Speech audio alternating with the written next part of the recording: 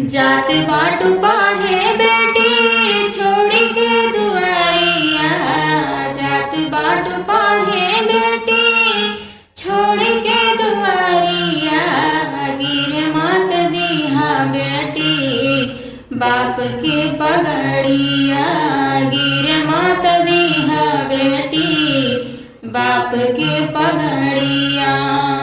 बाउर भाईल जाता दुनिया के नजरिया, बाउर भाईल जाता दुनिया के नजरिया।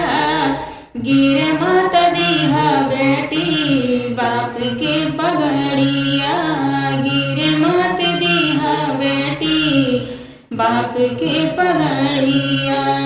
दुनिया रंगीन बाटे लोग बहकाई, सब का से बच के बेटी करी है पढ़ाई, सब का से बच के बेटी करी है पढ़ाई।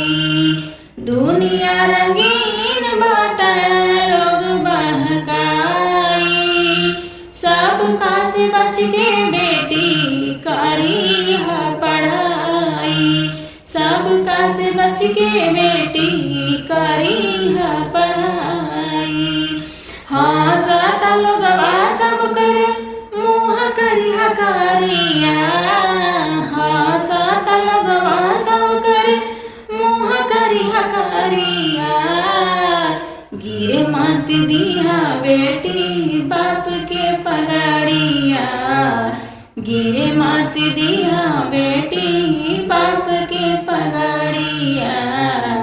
हर घर के इज्जत होनी बेटी एनु धान हो, बूझिहा न सुचिता अपना पापा के मान हो।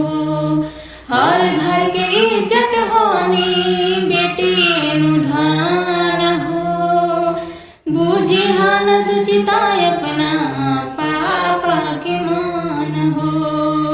अहेल सुचिता मोरिया हर बाप के लाचारिया, गिर मत दिहा बेटी बाप के पगड़िया, गिर मत दिहा बेटी बाप के पगड़िया।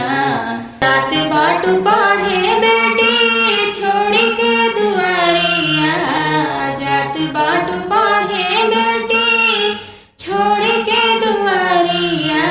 गिर मत दिहा बेटी बाप के पगड़िया, गिर मत दिहा बेटी बाप के पगड़िया।